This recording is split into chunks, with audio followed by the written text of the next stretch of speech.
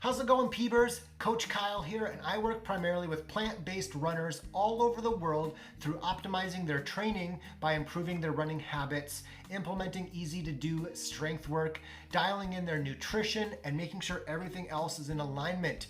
Today, you're going to learn about some studies related to veganism and exercise that I think you will find interesting and potentially impactful on your life and training. So let's go over a few of those studies. If you're a vegan, you've probably been asked about your protein. And if you're thinking about going vegan, you're probably thinking about maybe your protein requirements.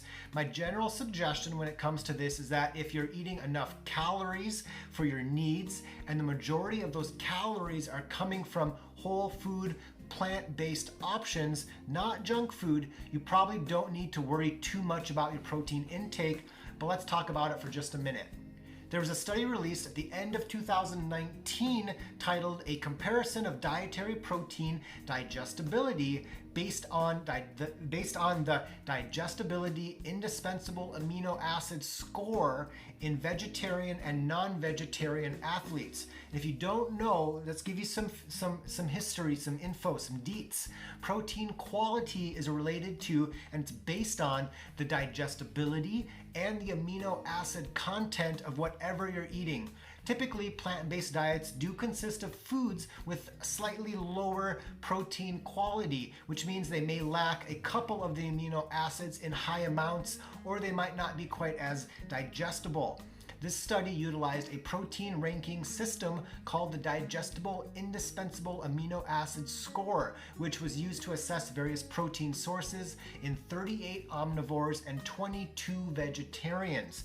How it worked was the study participants filled out an extensive food questionnaire over an entire week. Their foods were ranked based on this scoring system, as well as their lean body mass and strength was recorded. The omnivores in this study did have a higher score and more overall available protein than the vegetarians, as well as more lean body mass and more strength. And that all makes sense. The researchers calculated that the vegetarians would have to eat an extra or additional 10 to 30 grams of extra protein daily to make up for this loss in protein quality. It's important to kind of keep in mind that having a diet with a lower protein quality does not make the diet lower quality. Research shows, and I'll talk about some of this research, that vegetarians and vegans often have better overall health compared to omnivores, especially when it comes to obesity and cardiovascular health.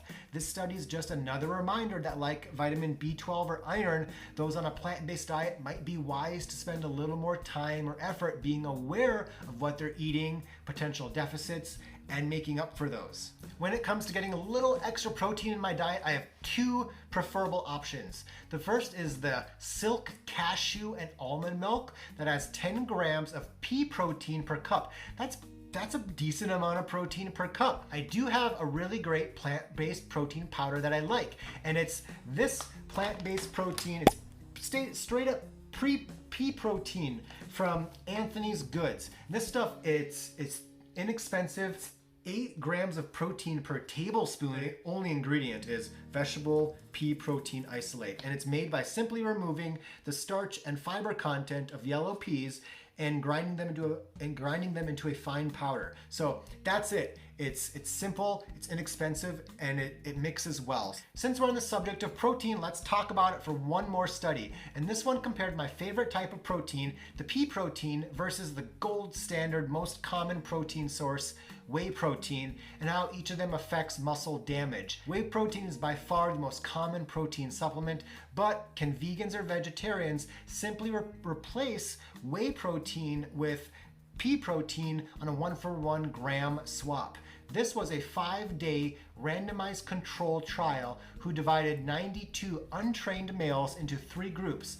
One group consumed whey protein, one group consumed pea protein, and one just got water. So for reference, at 150 pounds myself, I would have been eating about 60 grams of protein daily, which is not actually that much. I typically like to get 80 to 100 grams. On the first day, all 3 groups performed an exercise routine designed to produce significant muscle damage, and that hurts just saying it. And on the other days, they completed fitness testing, delayed onset muscle soreness evidence testing and blood analysis. So the researchers determined that both the pea and the whey protein attenuated blood indicators of muscle damage, but the pea protein was slightly less so. And actually the test for fitness and delayed onset muscle soreness didn't differ between the protein groups. It did between the water group though, so I wouldn't have wanted to be in that group. And it's possible that the main reason for the difference is due to leucine, which is the primary branched chain amino acid, or you may be seeing BCAA supplements. In plant-based proteins from peas, leucine is about 8% of the amount, but in whey it's 13. So it's entirely likely or possible that vegans can simply make up this difference by simply eating a little bit of extra protein. So let's switch gears a little bit, but we're still going to talk about protein. The next study looked at and was titled Dietary Intake of Total Animal and Plant-Based Proteins and the Risk of All-Cause Cardiovascular and Cancer Mortality. The goal was to examine and quantify the potential dose-response relation between intake of total, animal, and plant-based protein, along with the risk of mortality from, like I said, all-cause cardiovascular disease and cancer. Researchers in this review included 32 studies that reported protein intake and risk estimates for all-cause cardiovascular and cancer mortality in adults. What they found was that higher overall protein intake was associated with a lower risk. So overall protein was associated with a lower risk of all-cause mortality, but only a higher amount of plant-based protein was associated with a lower risk of cardiovascular mortality. Researchers suggest that the replacement of foods high in animal protein with foods that are higher in plant-based protein sources could be associated with longevity. Now, of course, I don't need to tell you that if you're vegan or vegetarian, but this is kind of a nice one to maybe pass along or talk about in passing to some omnivore friends who are maybe a little skeptical or maybe curious about switching to a vegan diet. So let's piggyback on the cardiovascular health a little bit with another study. This one was interesting in that it compared plant-based fake meat products that can often be classified as ultra-processed food, and something I typically don't recommend to be put on the list of healthy vegan options, and certainly not what I would consider whole food plant-based. They're close, they're not junk food, but it's not like whole food plant-based. And let's see what the research found when it would swap out meat for fake meat and kind of the effects of consuming these plant-based alternatives with, again, equal amounts of animal meat and how it affected health factors. So we have a showdown between ultra-processed vegan meat and animal flesh. The researchers in this randomized controlled trial had 36 participants eat 2 or more servings of animal or plant-based meats daily for 8 weeks, and then they switched them over to the other type of meat. They looked at trimethylene N-oxide, which is a blood marker associated with increased cardiovascular risk, lipids, insulin, blood pressure, body weight, insulin growth factor, IGF-1, at the beginning and the end of each 8-week trial. The researchers concluded that among these generally healthy adults, while contrasting plant with animal intake and keeping all other dietary components similar, the plant-based meat eaters improved several risk factors. They improved several cardiovascular risk factors while experiencing no adverse effects on any of the other risk factors otherwise. So that's pretty cool news. This was a really interesting study for me because I have a degree in nutrition, but I rarely suggest not eating meat for health reasons.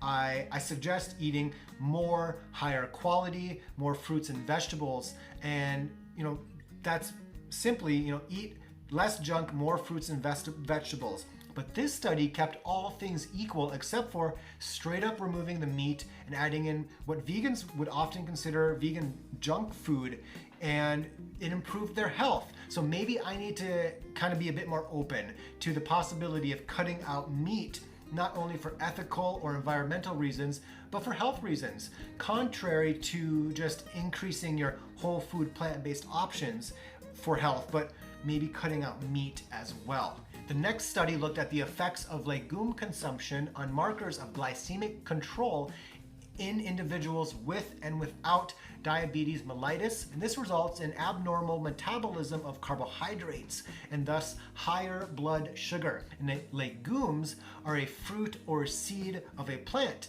and there's many different types, but you're very familiar most likely with kidney beans, lentils, garbanzo beans or black beans or black-eyed peas, and they're generally considered to be quite healthy and are excellent sources of protein in a vegan diet. So this review included 18 randomized controlled trials, and they really wanted to look at the long-term effects of long-term legume consumption and how that impacted glycemic control, such as blood glucose and insulin levels, insulin resistance, and HbA1c, which I remember learning about when I was earning that degree in nutrition, because I found it so interesting and cool that this A1c score number can give doctors, dietitians kind of an insight into the long term, the last few months of how this body is handling blood glucose. Typically you see that you'll go into the doctor's office